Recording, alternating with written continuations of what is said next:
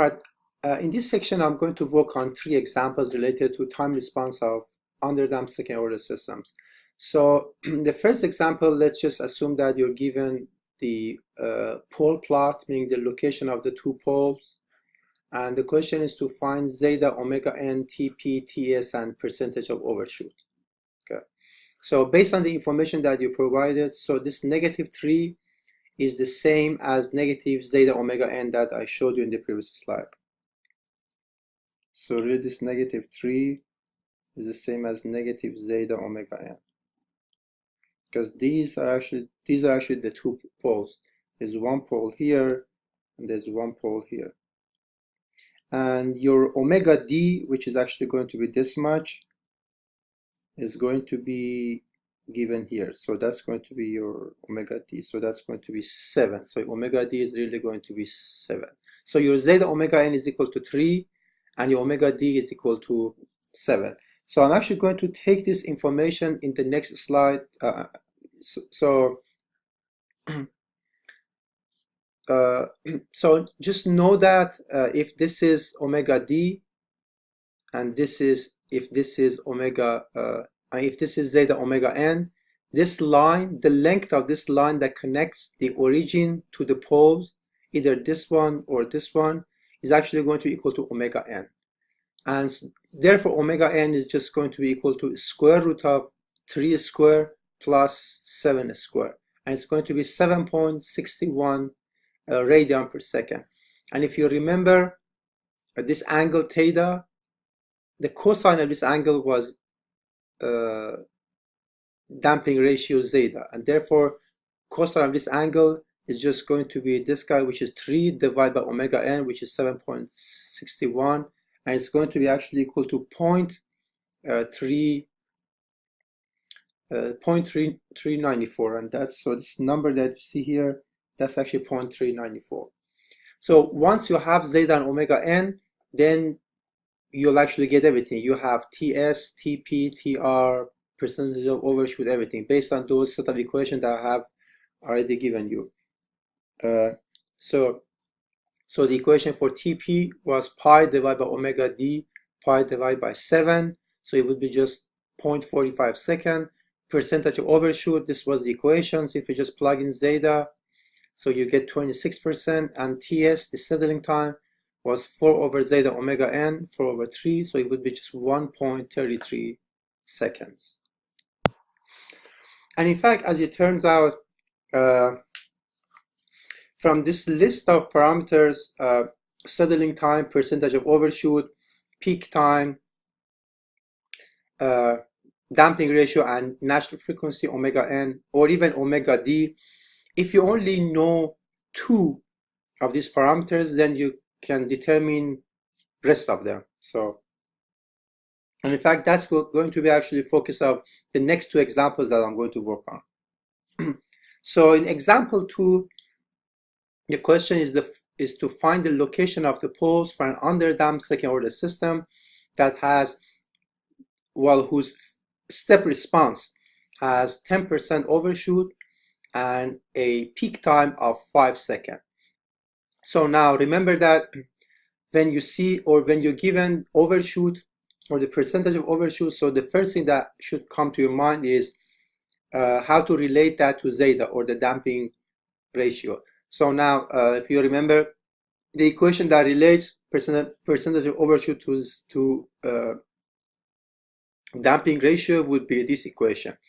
And if you just put percent overshoot equal to 10% or 0.1, then you can solve for zeta. And of course, as I said before, it is actually going to be perhaps time consuming to solve this second order polynomial to find zeta. So instead of doing this, or instead of solving for zeta, which is of course going to be more accurate than the second approach that I'm going to talk about, you can actually do it using this following graph. So now in this graph, so this is actually a representation of percentage of overshoot as a function of zeta.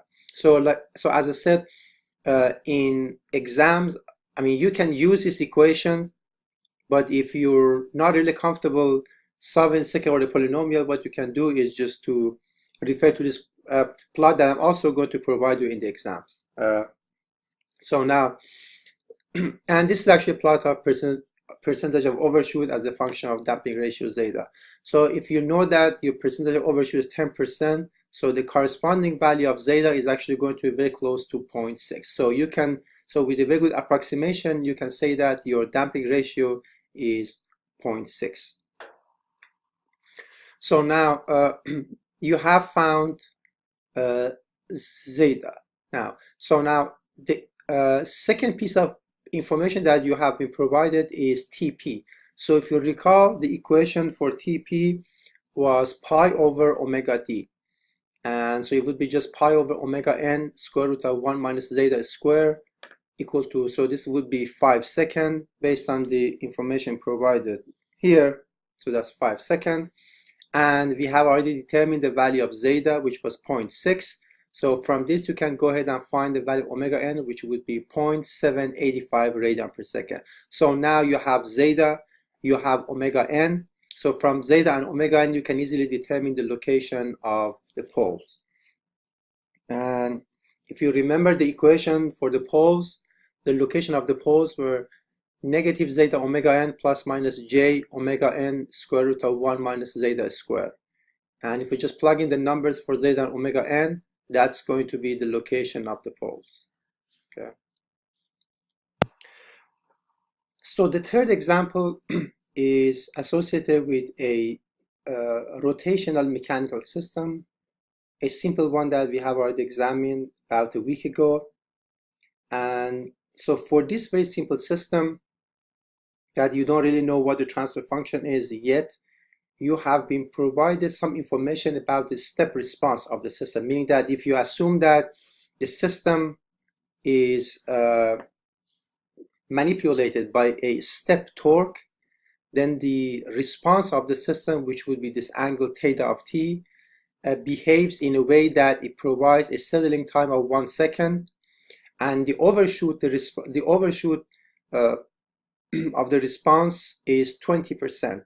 So now the question is, if you are provided with these two pieces of information corresponding to the step response of this second of this rotational mechanical system, then the question is to determine the values of J and D. And of course, here you're given the value of K.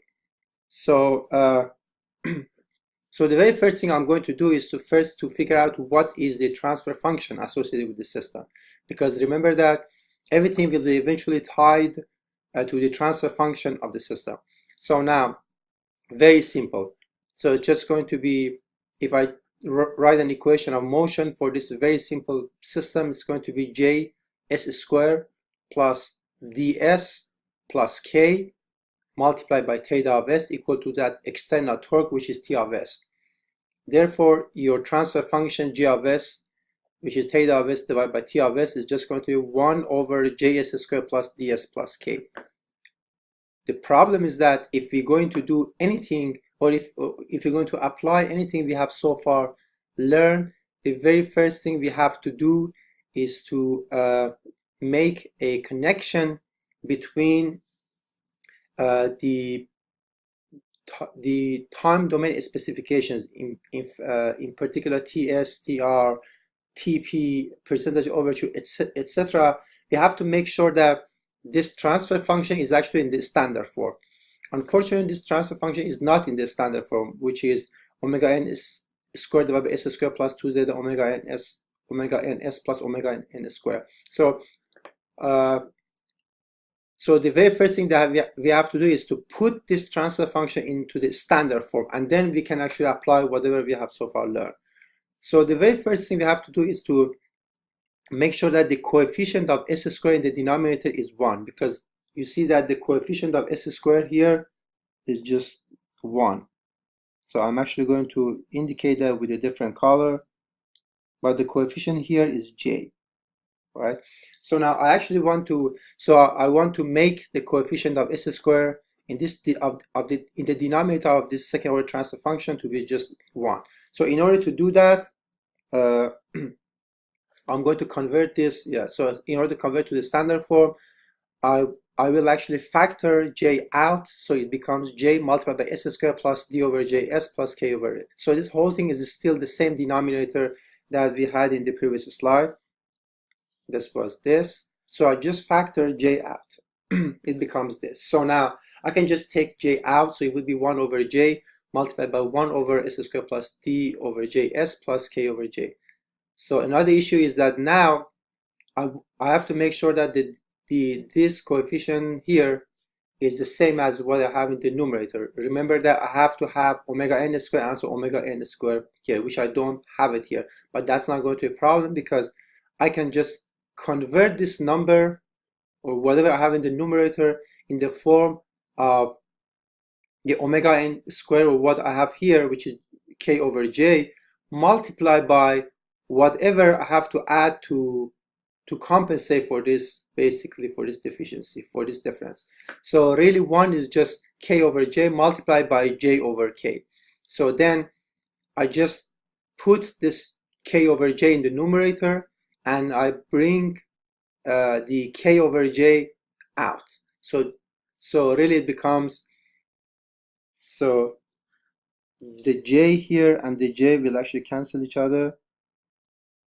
So I just end up with 1 over k multiplied by k over j, which is now my omega n squared divided by s squared plus the d over j, which is now my 2 zeta omega n s plus this omega n squared. And in fact, that's exactly what you see in the next slide. So 2 zeta omega n is equal to d over j, and omega n squared is equal to k over j. So in fact, what I have done is to relate the two important parameters of second order systems transfer function, which are omega n and zeta, to the parameters of that mechanical system, namely d, j, and k. So here, since k was given in the problem, so if we can somehow determine the value of zeta and omega n, we can then just solve this two unknown problem in order to find d and j.